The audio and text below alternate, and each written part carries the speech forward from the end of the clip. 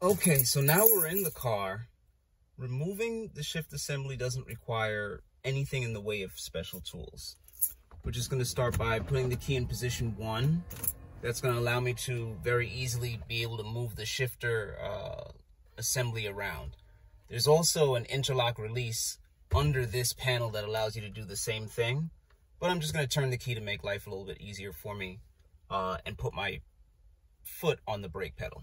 So step 1, we're going to open the area that's normally for the ashtray. We're going to remove the tray. The way you get it out, take the lever, push it to the side, and just slide the tray out. The next thing we need to do is remove this panel. We're going to take our fingers, put it right in this area, and gently pull up, and then we can slide it forward so that everything comes out.